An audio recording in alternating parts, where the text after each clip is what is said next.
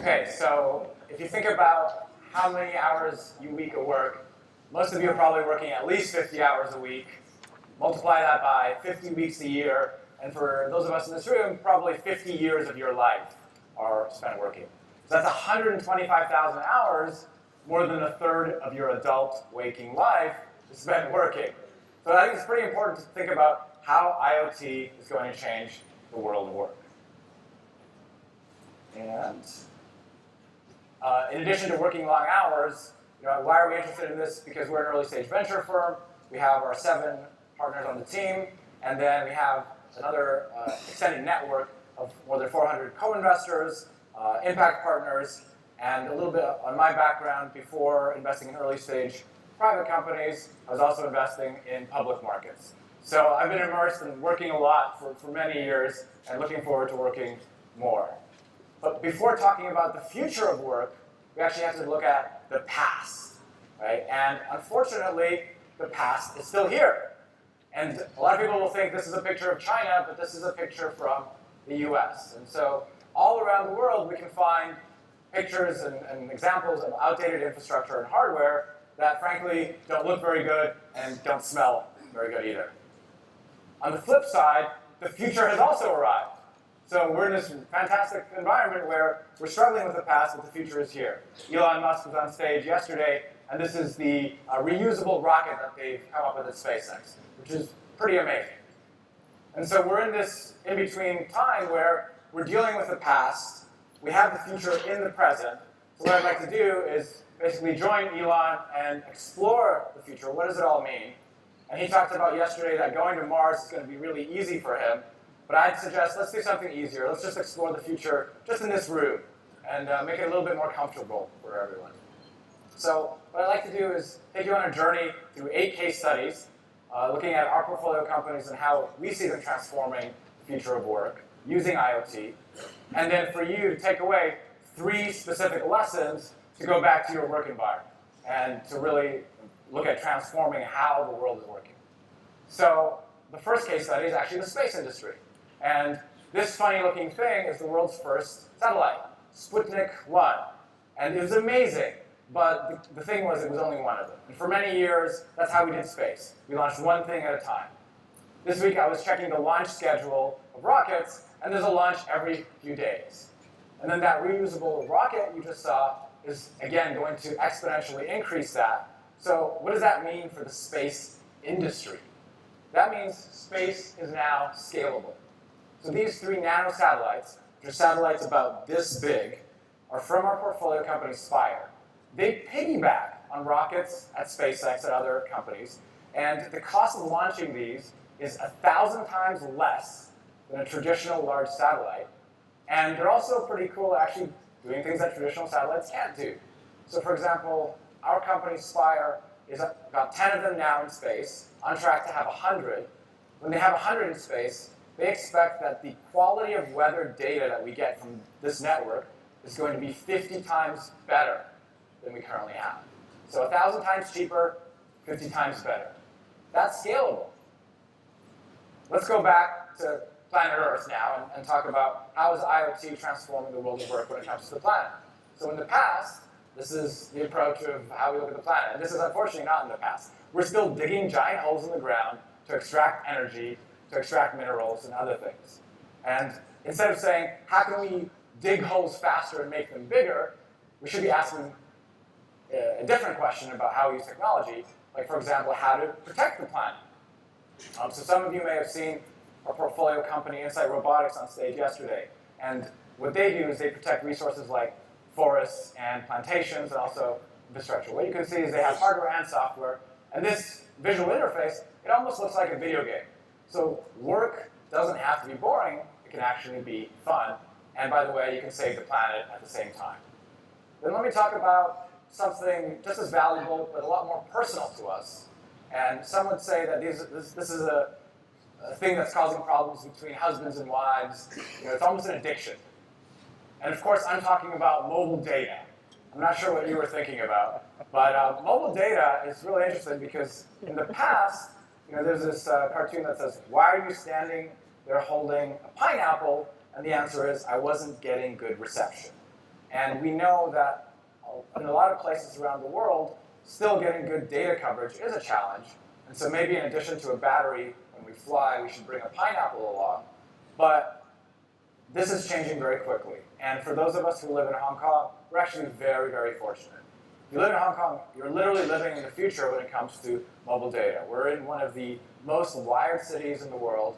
We've played a small part in this. We were an investor in a company called Wi-Fi Zone, which is the largest Wi-Fi provider in Hong Kong, which was acquired by an even larger company. And the government has also come in and really pushed access across schools and really opened up Wi-Fi to everyone. And so while this is still early in a lot of other cities, literally we are living in the future in Hong Kong, and this is going to be a global phenomenon. Let's move on to companies. So how do companies protect their valuable assets?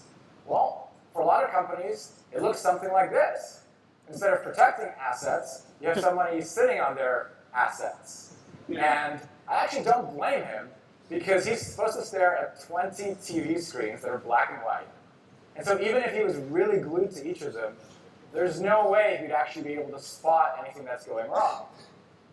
So this is a screenshot from our portfolio company, RiskPulse, which is protecting assets for the world's largest beverage companies, convenience stores, and they also work with the auto parts supply chain.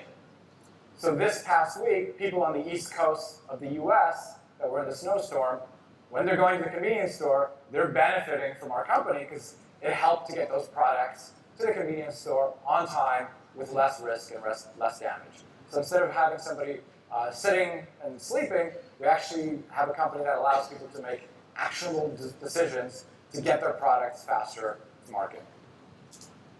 Now, of course, even if you don't have security guards watching videos all the time, video is not going away. It's a whole category into itself. And a lot of video content is still created this way if you wanted to look professionally. I actually just had a video interview, and there was somebody, a video team essentially managing the camera system. Well, we have a company that takes a hardware and software approach to that whole process. So this tool is particularly popular in schools. More than 10,000 schools around the world are using it in their classrooms for both teachers to do presentations and also students. And so we saw some students presenting yesterday at the Start Me Out forum. And I think we're going to see more and more young children be better at presenting, and this kind of technology will help them practice their presentations because you don't need a camera team to record your professional-looking videos. Then let's take a step back and ask a meta question. So how about the design of all these hardware devices? Is that process itself changing? Well, if you look at the way a lot of design is done, it's actually done in cubicles. And the inspiration for the cubicle is, of course, the Industrial Revolution and the factory. So that's a pretty old idea. What could be better for inspiration? Cubicles are probably not the best thing. Our portfolio company, Red Clay, takes a completely different approach. I think Richard mentioned this in the panel earlier, which was it's a network. Instead of moving from a supply chain, you think about a network. So what Red Clay does is it takes designers from all around the world that are carefully vetted. They're physical product designers, designing everything from technology wearables to furniture, to you see here greeting cards, and then connects them with both startups and large companies who are making products. The whole process takes place on the platform, and then you get products that are cheaper to make for the companies, that are faster to market, generate higher revenue, so you have, by definition, happier customers because they're buying more product. And just as importantly, this is not about driving wages down of the designers. The designers are actually fairly compensated, and they actually really like it because it also allows them to do it in their own environment and at their own time. And I briefly mentioned this on the panel that I was on, the bio industry. So this is an industry that you think may not be as connected to IoT, but we see it as a huge opportunity. So in the past, and this is still the way that things are mostly made, is you have mainframe bio. And you don't have to be a bio expert to know that we've seen this movie before with the transition from mainframe to desktop PCs. So here you have very expensive machines, very expensive software upgrades. And so our portfolio company, TriBio, has collapse that machine into a desktop, which allows it to be used in places like India and Africa, which physically couldn't get those machines and also couldn't afford $20,000 price tag. Then there's also this beautiful software layer on top, which is actually much easier to use. And finally, the company has open sourced the entire thing to build up a community, not just thinking in terms of their own internal R&D. And at the last presentation, Christina also briefly touched on waste. So the waste management industry is the last industry you would think of as being innovative. And this is kind of what the waste management industry looks like. You have a giant dumpster, and you have a bunch of stuff. If you're lucky, the stuff is not spilling out. And if you're unlucky, then it does, like in this picture. And our company, Compology, places a hardware device into those giant dumpsters to monitor not just the quantity, but the mix of that waste. It then helps to optimize the routing. And then you have, again, this beautiful dashboard that helps to manage the whole process in the back end and in the cloud. So those case studies have walked us through a lot of different industries, a lot of different ideas, but I think it's important to then come back and say, what are the key lessons from these experiences that we found? So the first lesson is that companies have to stop thinking about this idea of digging bigger holes. And I'm not just talking about physical holes. It's actually a metaphor. So the second types of holes that companies dig, especially a lot of tech companies, are around intellectual property. Right? So they become patent trolls. And they're digging virtual holes by using patents to stop innovation. And that's not cool. That's not good for the companies. That's not good for society.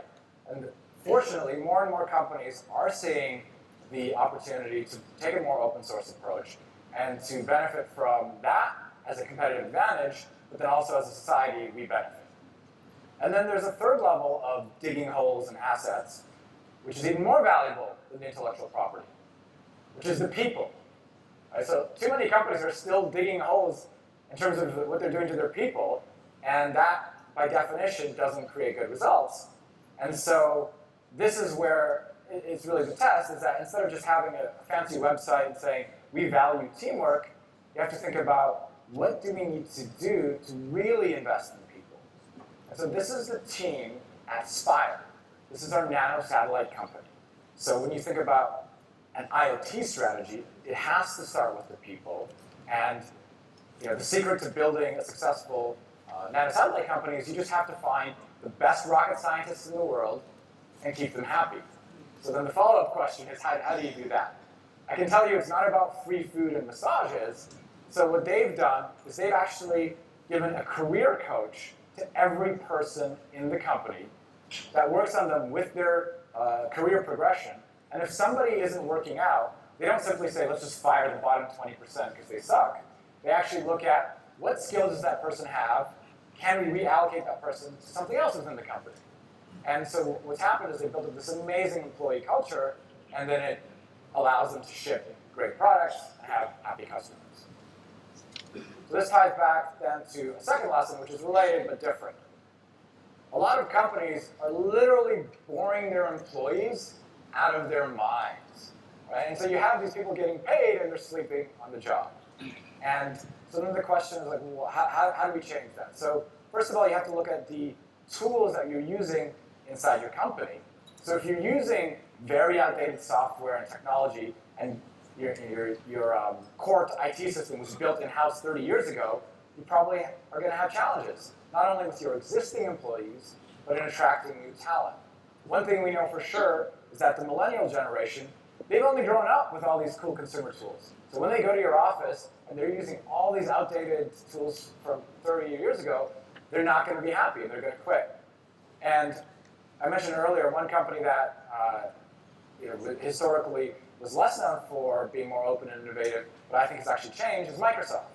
And an acquisition that they did was buying Minecraft. So you see these folks, they're dressed up in Minecraft outfits. And I think this is an example of a broader trend, which is work is being consumerized. And so I'm not saying that everybody has to dress up like this when they go to the office, but if you look back and think back to the screenshots of the companies that I was showing, all the software was beautiful. And it was not consumer apps. These were hardcore enterprise tools. And that's really become what people now expect. If you want to attract the best quality talent, you have to give them the best quality tools. And that means essentially making your workplace, in terms of tools, more of a consumerized environment. And then this follows on to lesson number 3. Because what we just focused on is the people side of things. And Richard mentioned this, is it's not about the factories. So a lot of times what people are thinking about is, let's make our workers more efficient by making them work faster, do more in a shorter amount of time, and let's cram them into smaller spaces so we can save costs. And that whole mindset, in terms of factories, in terms of cubicles, just doesn't work. No wonder employees are miserable. And so, to flip that around, you really have to think about open networks. And this isn't just something that I'm giving as advice that we're not doing. Fresco Capital itself is fundamentally a network. That's the way we think about our business. So we have a core team of 7 partners. We have 24 impact partners who don't work for us, but help our startups. We have our companies themselves. We have our investors. So we have this huge network. And when you think about what is the value in a network, it's about being the most connected node with the valuable contacts and making those introductions at the right time. And a lot of times, I think big companies are still figuring out, should we do that in-house or externally? The answer in most cases is externally. Find a partner. And similarly with startups, a lot of startups come in and say, I need to do everything because we want to have proprietary technology. But if you really want to go to market fast and come with a better solution, you have to think about open networks. And so going back to that messy future, hopefully we've at least clarified a few things, which is those 3 lessons that I mentioned. And then it's not finished, right? So we have to keep exploring. Those are just the starting points. This is the same picture that you just saw on the slide before, but this is actually clear and it's much larger. So what we've realized is that we're just starting to figure these things out. And that's the really exciting thing about the work environment, is this is really early days, so we have to keep going. And on a closing note, I'd like to share this JFK quote and paraphrase it. So don't just go to the conferences this week and hand out business cards. Make sure you actually do something as a follow-up. Make it happen. And so I encourage you to follow up with me. Here are my contact details. And help me make it happen so that we can create a better future of work for us, but also for our kids and their kids. Thank you very much. Thank you so much, Steve.